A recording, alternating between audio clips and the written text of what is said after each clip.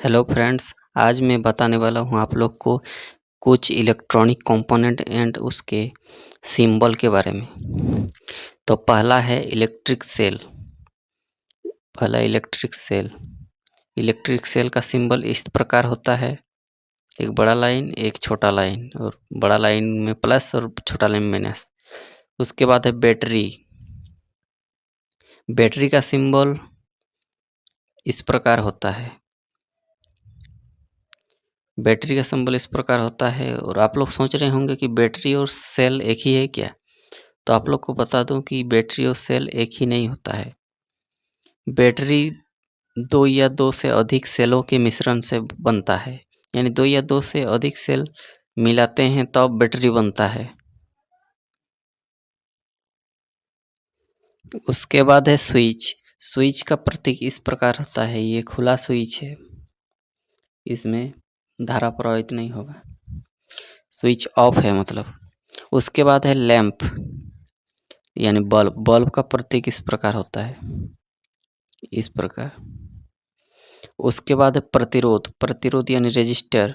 Resistor का प्रतीक इस प्रकार होता है। उसके बाद है एमीटर एसी। एमीटर एसी का प्रतीक इस प्रकार होता है, दिया गया है, ये एमीटर एसी है, यानी परिवर्तनशील होता है, इसलिए इसका टेढ़ा लाइन होता है ए के नीचे। और एमीटर डीसी में स्थिर रहता है मान, इसलिए इसका लाइन सीधा होता है ए के नीचे। इसके पहचान में आ जाता है कि एमीटर एसी कौन सा है और एमीटर डीसी कौन सा है। उसके बाद है volt meter AC. Volt meter AC. Volt meter AC का प्रतीक इस प्रकार होता है, एसी यानी परिवर्तनशील, इसलिए भी के नीचे टेढ़ा लाइन होता है। और वोल्ट मीटर डीसी का कैसा होगा, भी के नीचे सीधा लाइन दे देने से ही वोल्ट मीटर डीसी का प्रतीक हो जाएगा, इसलिए उसको नहीं लिखा हूँ। उसके बाद है 9 नंबर पर धारक यानी कैपेसिटर। कैपेसिटर का प्रतीक इस प्रकार होता है, सेल के जैसा, परंतु सेल में एक छोटा लाइन, एक बड़ा लाइन एक छोटा लाइन होता है, और कैपेसिटर में दोनों समान लाइन होता है। उसके बाद है प्रेरक प्रतिबाधा। प्रेरक प्रतिबाधा का प्रतीक इस प्रकार होता है, कोयल के जैसा। प्रेरक प्रतिबाधा का प्रतीक कोयल के जैसा होता है। उसके बाद है ट्रांसफार्मर।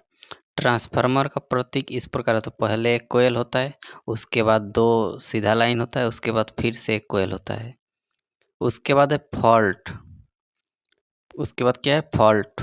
फॉल्ट का प्रतीक इस प्रकार होता है।